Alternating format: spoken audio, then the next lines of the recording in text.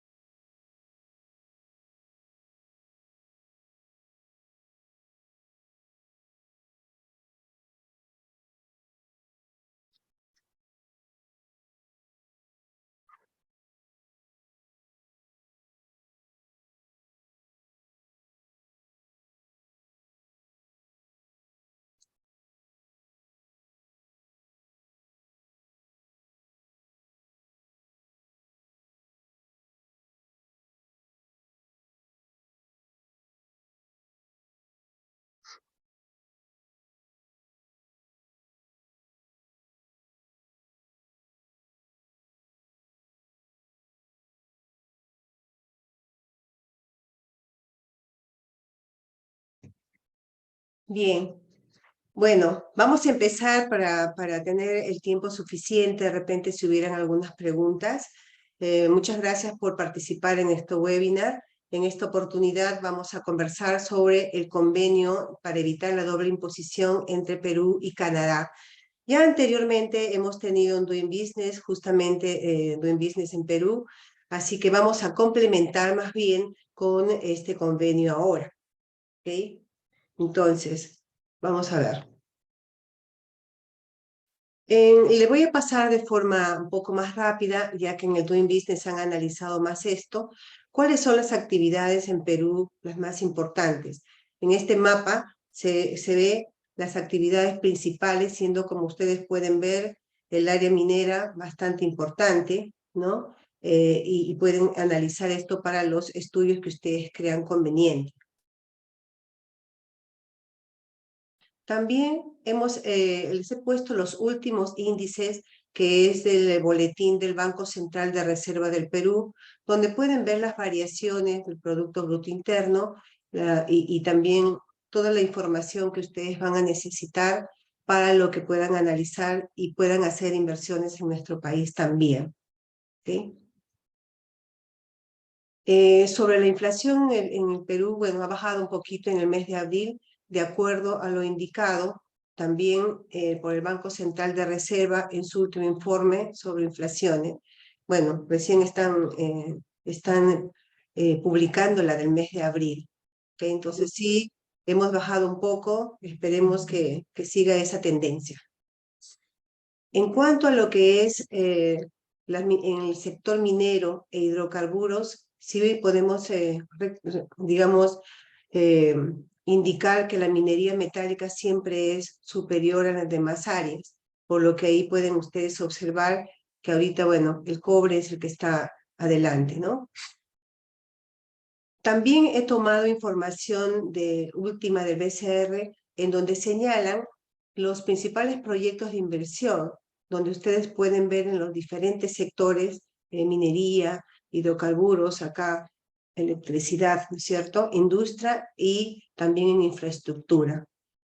En infraestructura hay bastantes proyectos también, están promocionando mucho en obras por impuestos, que es otro proyecto que hay acá en Perú. El riesgo país, bueno, no somos todavía de los mejores, pero sí estamos subiendo de a pocos, así que ahora estamos en 200, estábamos un poco menos antes, ¿no? También para tener en cuenta ello. Y la inflación, si bien es cierto, estamos un poco más de la media, se espera que la tendencia vaya bajando de a pocos durante el segundo semestre. Luego, les quería mostrar, ahora sí, ya yendo, digamos, en el contexto de lo que nosotros queremos ver. Primero, presentarles cómo acá nosotros, digamos, cómo es la tributación cuando es de no domiciliados. Es decir, cuando empresas del extranjero prestan servicios a empresas en el Perú. En general, son dos impuestos importantes acá. El IVA, que acá se llama Impuesto General a las Ventas, que es el IGB, ¿no? Entonces el IGB tiene que gravar todos estos supuestos, ¿no? La venta en el país, básicamente, las importaciones, la primera venta de inmuebles, de venta de inmuebles, y dentro de ellas también está la prestación o utilización de servicios, en donde se enmarca la mayor cantidad de servicios que ustedes nos van a dar desde fuera, desde Canadá o de cualquier otro país, porque estamos viendo primero cómo es la aplicación en forma general. Entonces, el impuesto general a las ventas se aplica a la utilización de servicios que vengan desde el extranjero. O sea, es un impuesto, digamos, local, ¿ok? Actualmente es el 18%. Ahora, en realidad,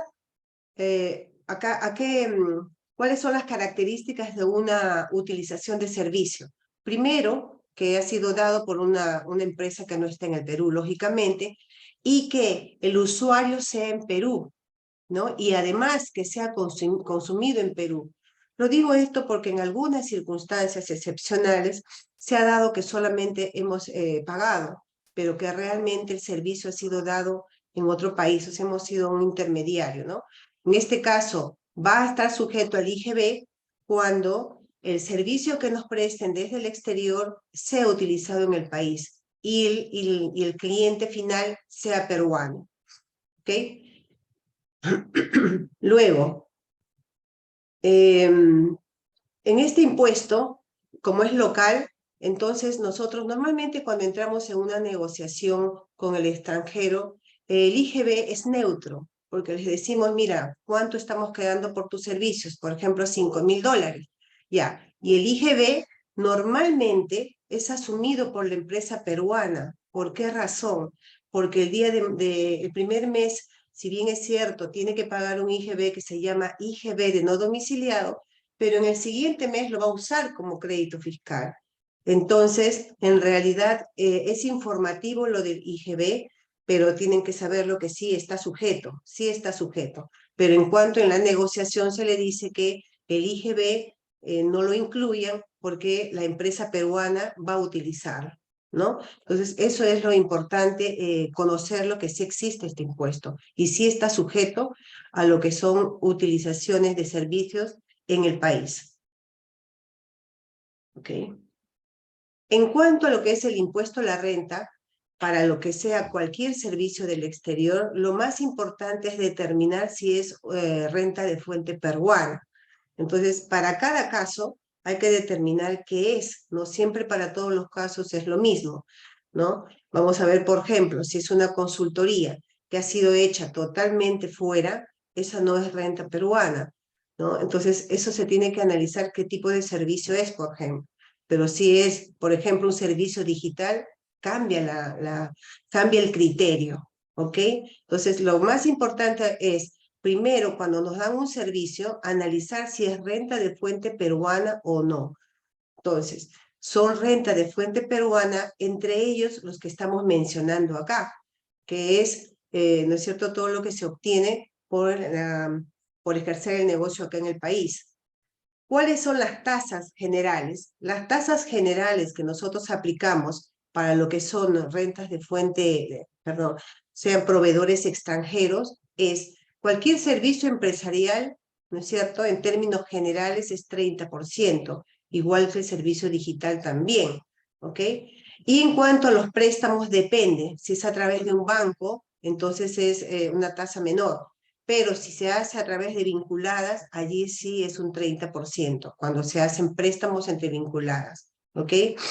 Y en lo que son ganancias de capital dependerá si son efectuadas dentro o fuera de bolsa. Son diferentes tasas.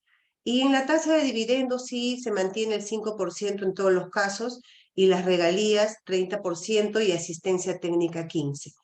Para asistencia técnica necesitamos, digamos, unos requisitos adicionales. Piden, por ejemplo, que tengamos una opinión de una auditora, ¿no? Dependiendo del monto de la asistencia técnica. Pero lo que estamos conversando es en términos de cualquier servicio del exterior, ¿ok? Ahora vamos a ir, ¿cómo es en el caso de Canadá? Porque si bien es cierto, se aplica la legislación nacional, pero si hay un convenio, el convenio tiene la prioridad, ¿ok? Entonces, en ese caso, vamos a ver cómo cambian estas tasas en cada situación. Actualmente tenemos solamente estos convenios para evitar la doble imposición en el país, que son 8, ¿no es cierto? Y bueno, esperemos que esto vaya aumentando también para una mejor comercio exterior. El convenio para evitar la doble imposición de Perú con Canadá ha sido ha sido suscrito el 20 de julio del 2001, o sea, ya tiene un buen tiempo, por lo que conocemos más casos prácticos que podemos analizar mejor la situación. ¿Okay? ¿Qué es importante en este convenio? Es definir quiénes son residentes. ¿Por qué razón? Porque, digamos, de eso depende qué legislación vamos a aplicar en realidad, quién tiene el derecho, ¿no es cierto?, de aplicar la tributación. Ahora, acá sí hay un tema que después iremos explayándose más. Residente es, por ejemplo, la empresa que se constituye en Perú, ¿no es cierto? También se considera residente cuando una persona acá ya está más de 183 días. Y en algunas situaciones fácticas también, un establecimiento permanente también sería el caso. Cuando, por ejemplo, ya vamos a ver luego, los contratos de construcción que sean mayores a 183 días. Y lo comentaremos en la siguiente diapositiva. En los beneficios empresariales es prácticamente el quehacer de los negocios, ¿no? O sea, mejor dicho, cuando analizamos el convenio, primero miramos todas las otras opciones. A ver, ¿qué me dice el convenio? Me hace mención a inmuebles, me hace mención a los intereses, a las regalías, ¿no es cierto? A lo que son servicios independientes, servicios dependientes. En lo que no esté plenamente identificado en todo lo demás que sí lo tienen, en esto va a calzar, todo lo demás va a calzar en beneficio empresarial. Es bien importante ello. ¿Por qué? Porque el beneficio empresarial en este convenio implica que en Perú no se le va a retener impuestos. ¿Ok? Entonces, si primero analizamos los otros casos y luego, si no estuvieran, entonces solamente no vamos a retenerles acá nada. ¿Ok? Claro, en el caso de que no solamente es que me mandes tu factura, ¿no es cierto? Y me digas que es de Canadá y qué servicio es, sino también tu certificado de residencia. ¿Ya? Eso es muy importante, es determinante. Si no hay ese certificado de residencia, se le retiene lo que es general, es decir, un 30%. ¿Ok? Bien, ahora, ya, ¿cuándo se establece, acá está el comentario, cuándo se establece entonces el establecimiento permanente? Básicamente es por el tiempo. Cuando está, por ejemplo, acá hemos visto en la realidad una empresa que tienen acá en Perú, pero además, por ejemplo, su matriz ha venido haciendo contratos de construcción, ¿no es cierto?, en forma paralela o a través de su matriz también, de su filial, por más de 183 días. Entonces, esto hay que controlar, ¿no? Porque, ¿qué pasa? Si yo mando, por ejemplo, mis 5 trabajadores en un periodo anterior a 183 días, está bien. Pero, ¿qué pasa si mando primero a uno, ¿no es cierto?, 3 meses, después mando a otro, 3 meses más, y luego continúo con el tercero 3 meses más. Como es el mismo contrato, la misma empresa, ya pasó los 183 días. En ese caso se configura como un establecimiento permanente. Y un establecimiento permanente en el país significa que tiene todas las obligaciones igual que una compañía acá. Es decir, tiene que pagar, tiene que tener su facturación, tiene que tener sus declaraciones de impuestos, sus libros contables, y es más, se saca un RUC de oficio, o si no también se acercan y tienen su... No está tan claro esto, pero el establecimiento permanente debe tener un RUC, ¿ok? Como si fuera una compañía más. Entonces, sí se tiene que tener cuidado, sobre todo en los contratos de construcción. Luego, otro concepto también importante dentro de lo que es el convenio son las regalías. Entonces, ya estamos viendo que primero, servicio empresarial es la gran bolsa. Vamos a dejarlo eso allí, analizamos los otros conceptos y si tienen alguna duda decimos, oye, entonces este otro puede entrar en beneficio empresarial, ¿no? Regalías. Las regalías se pagan en el Perú, pero no deben exceder del 15%. El tema está que se considera regalías, ¿no? Entonces, para entrar al concepto de la regalía, vemos no solamente la norma peruana, sino también lo que el propio concepto dice en el convenio. Entonces, dice acá, uso de derecho, de autor, patentes, marcas, diseños, modelos o planos, fórmulas, procedimientos secretos u otra propiedad intangible. En muchos casos tienen, ¿no es cierto?, esas patentes registradas a nivel mundial o en el mismo Perú. Eso habría que mirar para pagar. También entra lo que son los secretos de propiedad intangible, informaciones relativas a experiencias industriales, comerciales o científicas y todo lo que pueden ver allí. También incluye el derecho al uso de equipos industriales, comerciales o científicos. Y eso sí hemos visto. Nosotros sí hemos visto cuando traen, por ejemplo, para mineras, hemos visto que traen los autos grandes que transportan maquinaria y a veces traen pues por un tiempo importante, ¿no? Traen 2, 3 años. Y entonces eso, por ejemplo, si está, digamos, no es de propiedad de ninguna empresa de acá, sí tiene que pagar, se le tiene que retener en lo que es temas de uso de equipos industriales, ¿ya? Hay que tener en cuenta eso, por favor. Luego, en el caso de servicios digitales, lo que pasa es que en el Perú han ampliado el concepto de qué cosas son servicios digitales. Entonces, en realidad, el servicio digital, la pregunta sería, ¿va en regalías o va en lo que es beneficios empresariales?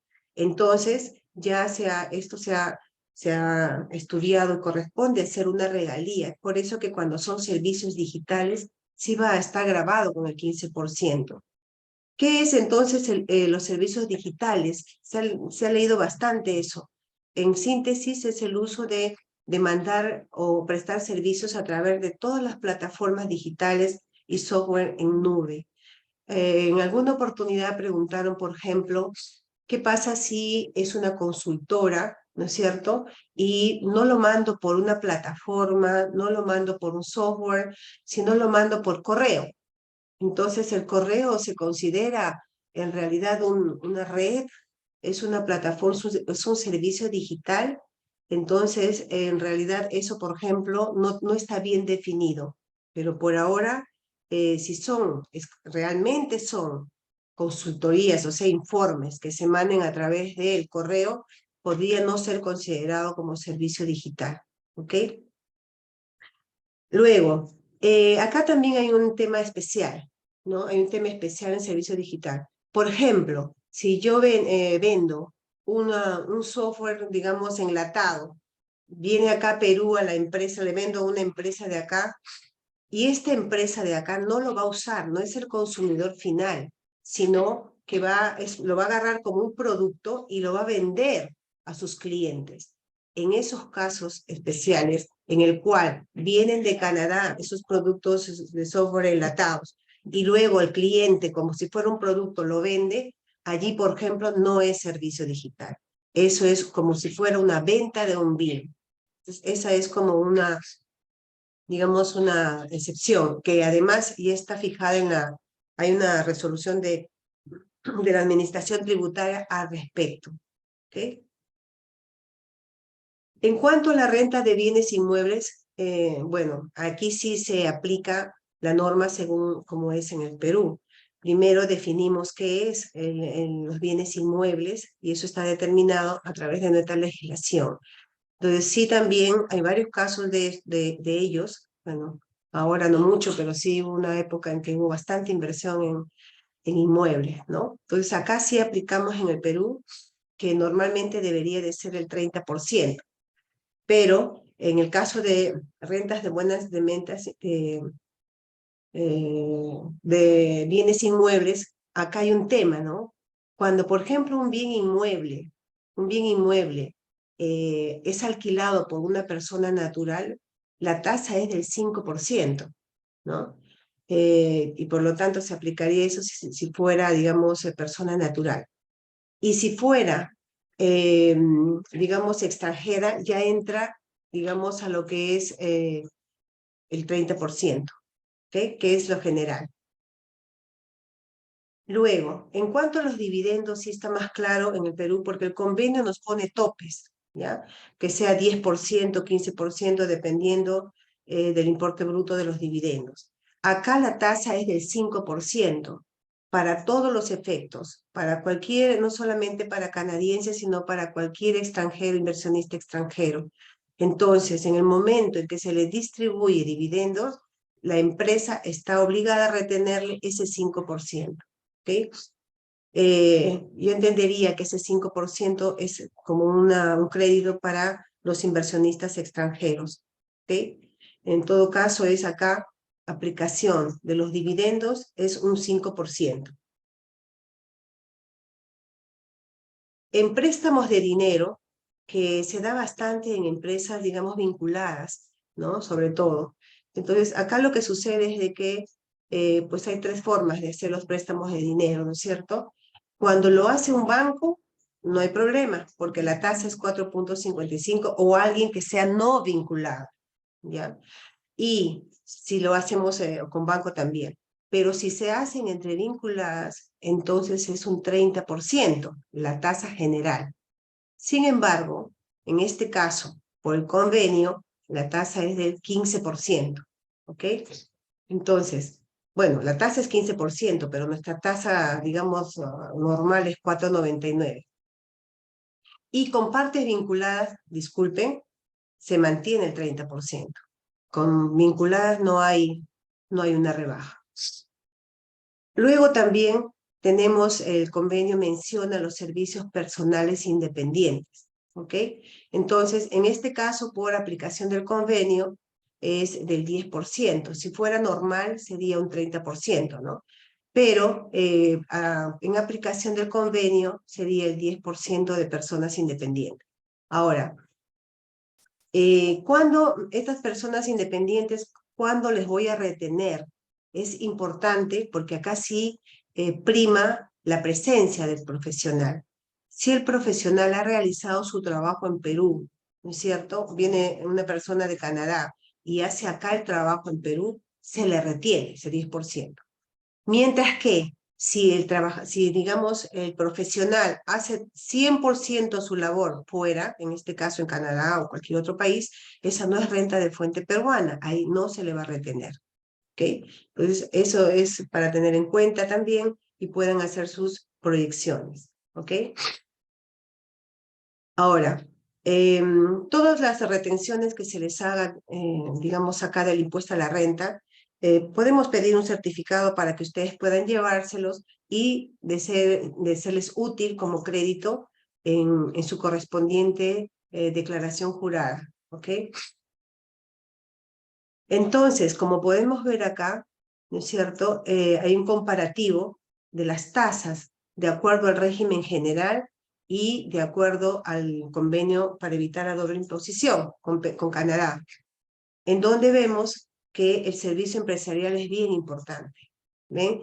Ahora, la asistencia técnica, que normalmente es 15%, fíjese que como no está determinado en el convenio, se interpreta como que en el convenio forma parte del beneficio empresarial. Es por eso que la tasa es del 0%. En el caso de dividendos, como nos dan el límite 15, nosotros aplicamos el menor que es la legislación nacional. En cuanto a los intereses por préstamos de vinculadas, bueno, sí, es el 15%, ¿no? Y en cuanto a que no son vinculadas, es mucho menor. Ahora, igual en las regalías, en las ganancias de capital también hay reducción de tasa, manteniéndose la que es en bolsa, si es lo mismo, con convenio o sin convenio. Después esto sí ya, anterior colega también ya hizo esta presentación y estoy tomando el mismo ejemplo para entender un poco mejor en lo que son los servicios. Por ejemplo, si, ¿no es cierto?, una empresa de Canadá presta servicios a una empresa del Perú, la SAC es una sociedad anónima cerrada. Es una sociedad anónima normal, solamente que da el beneficio de tener solo 2 socios y no tener directorio. ¿Okay? Entonces le va a pagar, ¿no es cierto?, está cobrando $10.000. Si es que nos llega la factura más el certificado de la residencia y realmente es un servicio, entonces no le vamos a retener nada. ¿Ok? Pero si no envía el certificado de residencia, se le aplicará normal, o sea, el 30% que le tiene que retener. Ahora, en cuanto a lo que es el IGB, en todos los casos va, porque es una utilización de servicio, pero como vemos, es neutro, ¿ok? Para ustedes, para los inversionistas. Porque eso, disculpen, porque eso lo va a asumir la empresa peruana en un primer momento, día 1, y el siguiente mes lo va a usar como crédito fiscal. ¿Ok? Entonces, bien importante este tema de la formalidad.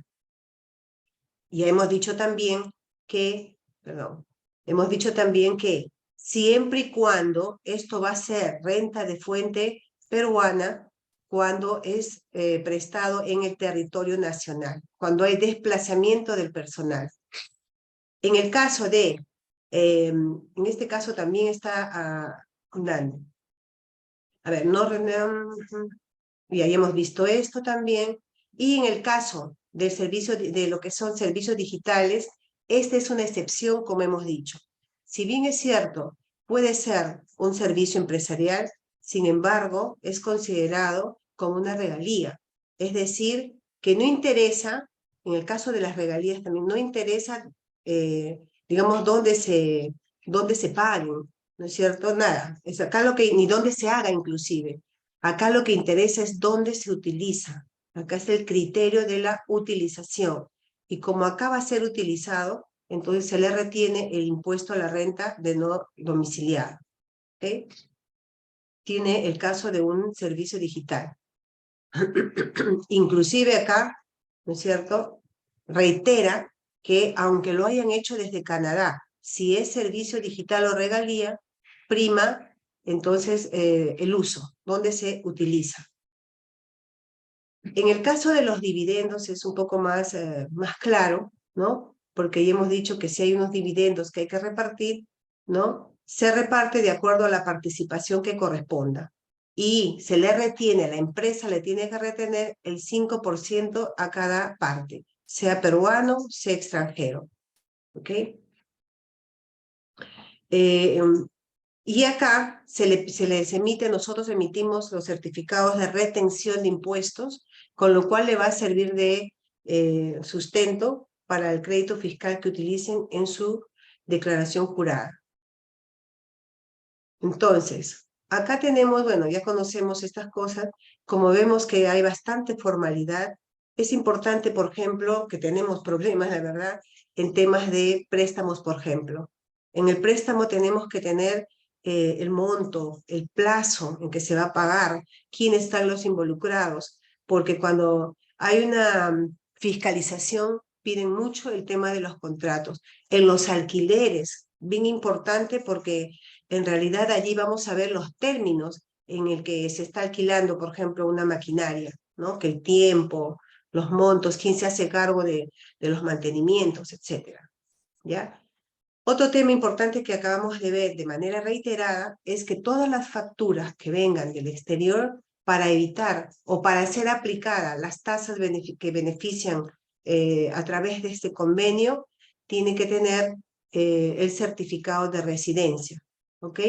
Lógicamente, y esto es a nivel general, para todos los casos hay que acreditar la prestación del servicio, o sea, ¿qué se hizo, no es cierto? Informes, correos, si son servicios, y de alguna forma tiene que ser un hecho real, porque esto va a que nosotros cuando sustentemos los documentos, si realmente se ha realizado o no. La factura solamente no sustentan operaciones en el Perú, ¿ok? Y respecto de evitar lo que son los establecimientos permanentes, es importante llevar el control de los trabajadores desplazados o de otra manera tratar de organizarlos para que, digamos, puedan desplazarse dentro del plazo que no supere los 183 días de ser el caso. Ahora, en muchas situaciones no se ha podido evitar y pues se ha establecido el establecimiento permanente con todo lo que eso conlleva, o sea, como si fuera una empresa más en Perú. ¿Okay?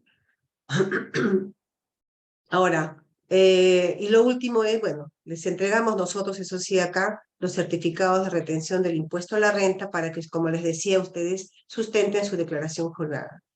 Hemos puesto como modelo, digamos, cómo es el certificado de residencia canadiense en este caso, porque en otras ocasiones nos han mandado otros formatos. Entonces, tiene que ser el certificado de residencia que cumplan estas condiciones, ¿ok? Entonces, por eso es que le hemos puesto este, digamos, formato para qué es lo que se tiene que tener en cuenta. Sobre todo, la autoridad competente y que explique qué es la residencia, que es realmente residente en Canadá, ¿no es cierto? Y para efectos tributarios. Esto es importante para el caso de las formalidades. Bueno, esto es en forma, digamos, resumida, las, lo que tenemos nosotros en cuanto al convenio de Perú-Canadá. Como les decía, ya tiene larga data, así que a ver, voy a ver acá una preguntita. Si tuvieran alguna consulta, con mucho gusto podemos verlo. ¿Ok?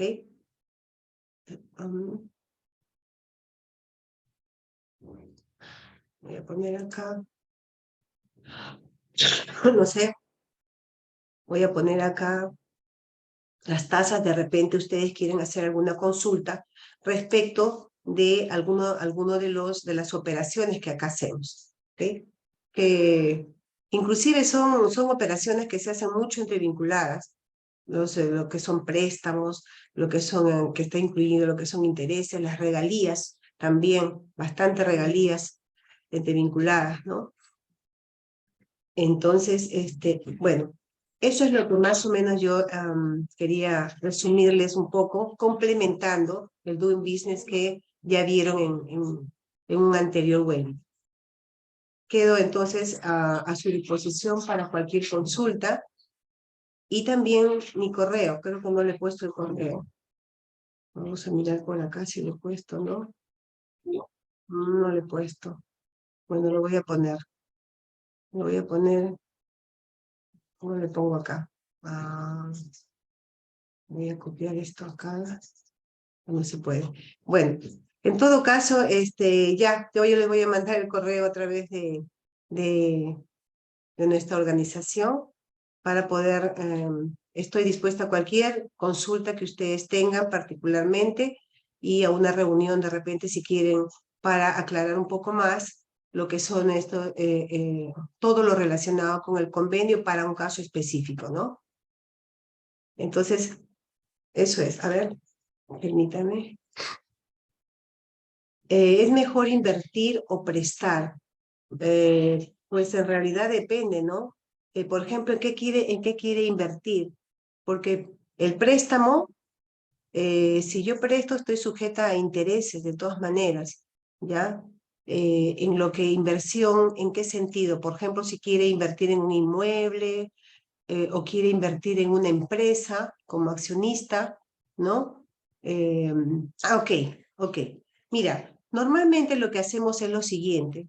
Cuando tú quieres realmente realizar operaciones ya en el país y tienes un mercado, entonces sí es bueno, digamos, constituir una compañía de repente al comienzo con un capital no tan grande, ¿ok? No tan grande, sino que te permita hacer operaciones hasta que tú tengas tu primer ingreso, por ejemplo. Allí evalúas si es que recién piensas y dices, a ver, ¿qué me conviene si hago una inversión como, o presto a la empresa o aumento capital, ¿no? Y eso dependerá de las expectativas de mercado. En realidad, en la práctica, casi siempre durante un primer año hacen préstamos, pero después ya, si esto todo va bien, o lo capitalizan o se devuelve el dinero. Entonces, para que tú, digamos, entres a este mercado, si quieres, constituyes con un capital no tan grande y luego evalúas. Ahora, si por ejemplo tú quieres aportar una máquina, pues ahí no va a ser préstamo, ahí puede ser entrar inclusive como capital. Digamos, eso es en resumen, ¿no? O sea, no podemos decir ahorita si conviene invertir o digamos, crear una empresa, ¿no? O sea, depende. Si ya tienes por lo menos un cliente o dos que pueda sustentar la compañía, créala con un capital reducido. Y después evalúa si corresponde prestar, que muchas veces lo han hecho durante un primer año, o aumentar capital social.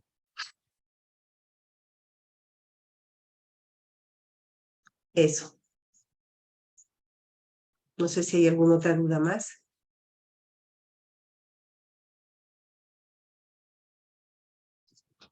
Bueno, igual les reitero mi disposición y les agradezco mucho por su participación. Ahora que mandemos eh, pues, bueno, vamos a comunicarnos para que le manden mi correo y acá en Perú estamos a disposición de todos ustedes para cualquier consulta en cualquier momento y sobre temas